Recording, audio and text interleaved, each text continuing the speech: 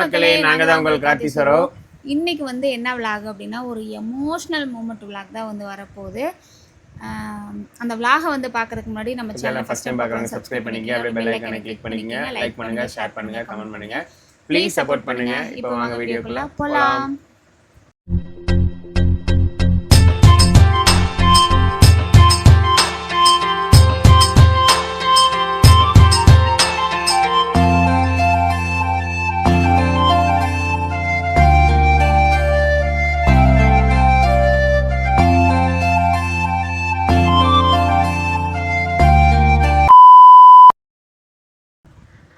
என்ன வீடியோ அப்படிங்கிறத வந்து தம்ப்ளைன்ஸ்லேயே வந்து நினைக்கிறேன். என்ன வீடியோ அப்படிங்கிறத தம்ப்ளைன்ஸ்லேயே வந்து பார்த்துருப்பீங்க. ரொம்ப கஷ்டமான ஒரு விஷயந்தான். ஏன்னா வந்து நம்ம சிறுக சேர்த்து வச்சுருப்போம். அது ஒரு நாளைக்கு நம்மளோட தேவைகளுக்காக நம்ம கொண்டு வைக்கிறப்போ என்ன சொல்கிறது, அது ஒரு பெரிய ஒரு இதாக தானே இருக்குங்க. நம்மளுக்கு தண்ணி நிற்கிது, வெளியே வரமாட்டேங்குது. அந்த இடத்துல போனோடனே அப்படியே கண்ணில் தண்ணி வந்துடும் போல இருக்கு வெளியே. நான் பக்கத்துல இருந்து ஒன்றும் இல்லை விடு பார்த்துக்கலாம், அது என்ன வாங்க முடியாமையா போப்போ அப்படின்னு சொல்கிறேன். அப்படியே கண்ணில் தண்ணி நிற்கிது. கொஞ்ச நேரம் அதை நான் சொல்லலைன்னா பொடன்னு கொட்டியிருக்கு தண்ணி.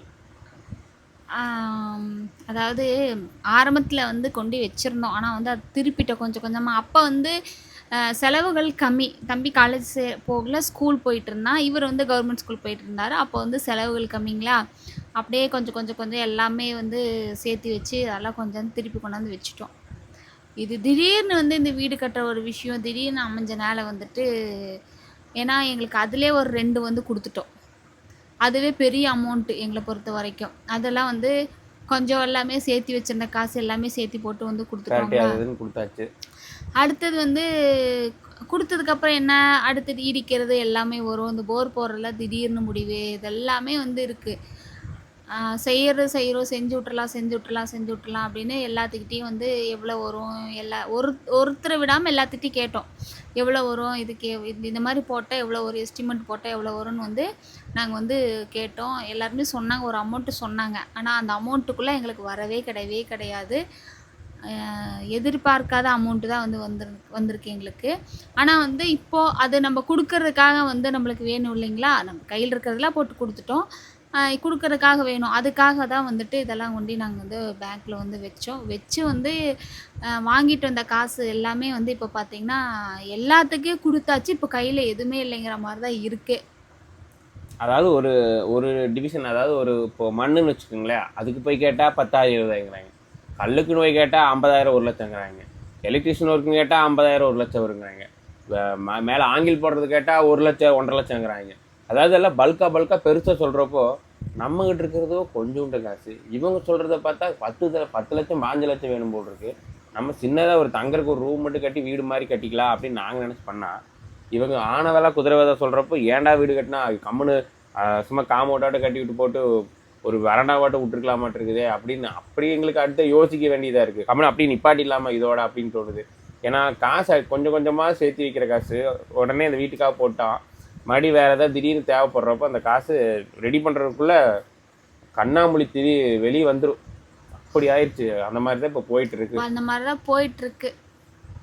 உங்களுக்கு வந்துட்டு இது எப்படி அந்த இடத்துல இருந்து பார்த்தா உங்களுக்கு தெரியும். நாங்கள் சொல்கிறனால வந்து உங்களுக்கு என்ன புரியும்லாம் எனக்கு தெரியல. ஆனால் வந்து நிறைய பேர் நிறைய ஐடியாஸ் வந்து கொடுத்துட்ருக்கீங்க. நாங்களும் அதெல்லாம் போய் தான் பார்த்துட்ருக்கோம், எல்லாத்தையும் விசாரிச்சுட்ருக்குறோம். இப்போ வந்து நம்மளோட தேவைக்காக கொண்டு அதை வந்து நாங்கள் வந்து பேங்க்கில் வைக்க போகிறோம். ஆனால் அது வந்து மிகப்பெரிய பணம் தான். அதை நான் எப்படி வட்டி கட்டி நான் எப்படி திருப்ப போகிறேன்னு எனக்கு தெரியல.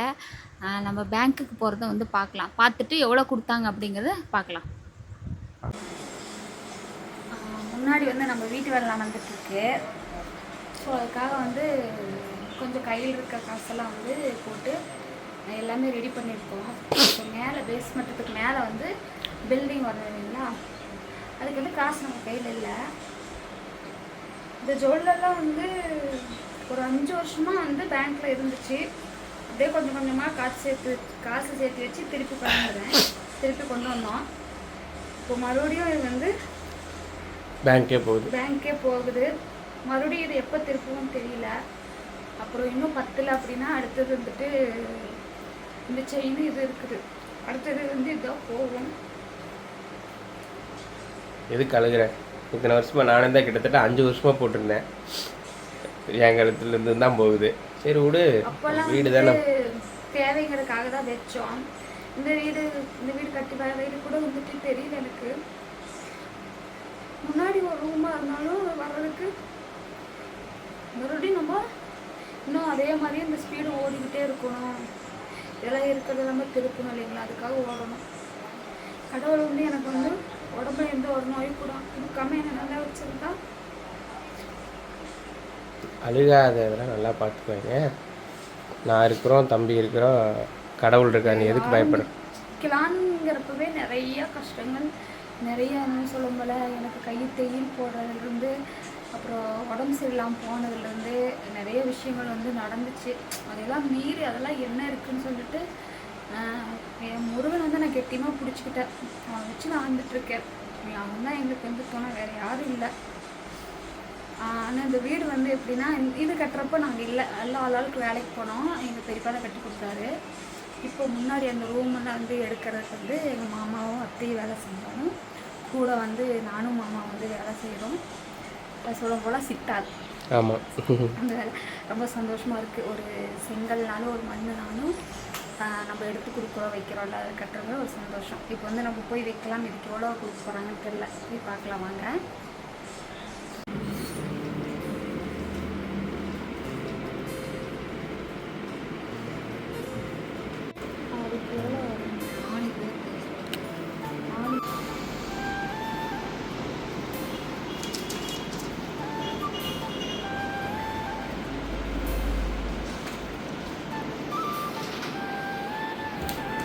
வாங்கினதுக்கு ஷைன் பண்ணிட்டு இருக்காரு.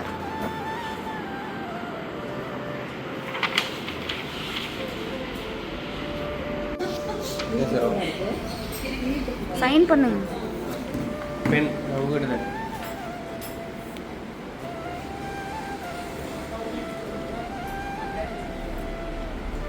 என்ன செய்யணும்? இத்தனை பண்ணணுமா? நிறைய கண்டு போங்க. என்ன பணம் வாங்கணும்?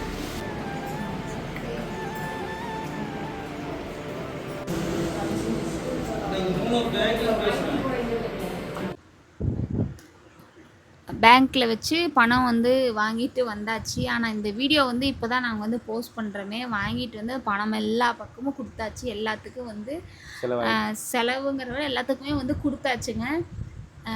மீதி வந்து எவ்வளோ இருக்குதுன்னு கேட்டிங்கன்னா, மீதி வந்து நீ மேல் கூரை போடுறதுக்கு மட்டும்தான் இருக்குது. அதே வந்து நாளைக்கு வந்து செட்டில்மெண்ட் வந்து பண்ணிடுவோம்.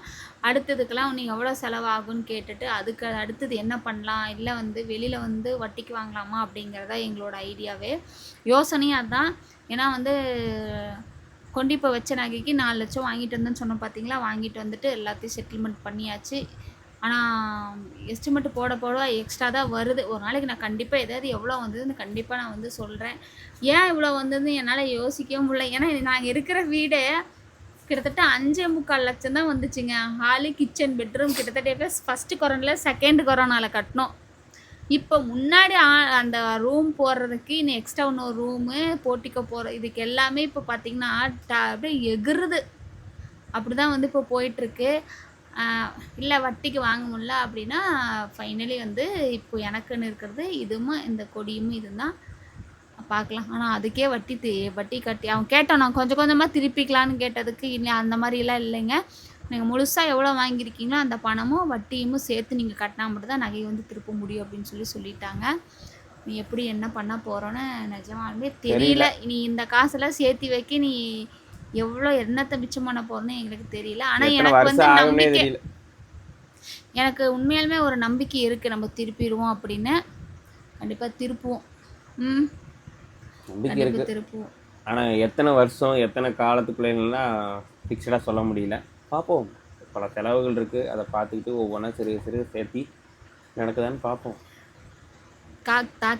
காக்கைக்கு தன் குஞ்சு பொன் குஞ்சு தாங்க மாதிரி எங்களுக்கு வந்து இந்த வீடியோ ஒரு குருவி கூட இருந்தாலும் எங்களுக்கு இது வந்து வசந்த மாளிகைன்னு தான் நான் சொல்லுவேன்.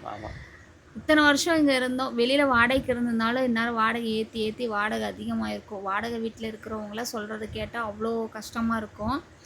நம்மளுக்கு இந்த அளவுக்குனாச்சும் கடவுள் கொடுத்துருக்குறாரு அப்படின்னு நான் வந்து கண்டிப்பாக பெருமைப்படுறேன். பார்க்கலாம். எல்லாமே இதுவும் கடந்து போகுங்கிற மாதிரி தான். எல்லாமே வந்து நம்ம சொல்லும் போல எல்லா கஷ்டத்தையும் தாங்கிக்கிட்டு நம்மளால் முடியும் அப்படின்னு எல்லாமே செய்யணும். மெயினாக வந்து தமிழ் நல்லா படிக்க வச்சு அவங்க ஃப்யூச்சர் அவனுங்க வந்து பார்த்துக்கணும். அதுதான் எங்களுக்கு. அப்புறம் வேறு எதுவும் கிடையாது. சரி, ஓகே ஃப்ரெண்ட்ஸ். அப்போ நம்ம வீடு வந்து எந்த அளவுக்கு வந்திருக்கு, நம்ம இனி அடுத்தது என்ன பண்ண போகிறோம், அடுத்தது என்னென்ன செய்ய போகிறோம் அப்படிங்கிற வீடியோவில் கொஞ்சம் கொஞ்சமாக நான் வந்து உங்களுக்கு நான் கொடுக்குறேன். ஓகேங்களா? நாங்கள் பெரிய வீடாக கட்டலைனாலும் எங்களுக்கு பிடிச்ச மாதிரி வீடு கட்டுறோம். தயவு செஞ்சு வந்து இவதான் வீடு கட்டுறாளா, இவளாம் இந்த பில்டப் பண்ணுறாளா, ஆனால் இந்த மாதிரியெல்லாம் சொல்லிடாதீங்க. ஏன்னா வந்து கேட்குறதுக்குனே ஒரு சில பேர் இருக்கீங்க. அந்த மாதிரிலாம் சொல்லிடாதீங்க. ஆனால் அப்போ தான் சொல்லுவாங்க. சரி, ஓகே. இந்த விலாகை வந்து நாங்கள் முடிச்சுக்கிறோம். நெக்ஸ்ட் ஒரு சூப்பரான வீடியோவில் சந்திக்கிறோம். உங்களிடம் விடைபெறுவது உங்கள் கார்த்தி சரோ. பாய்.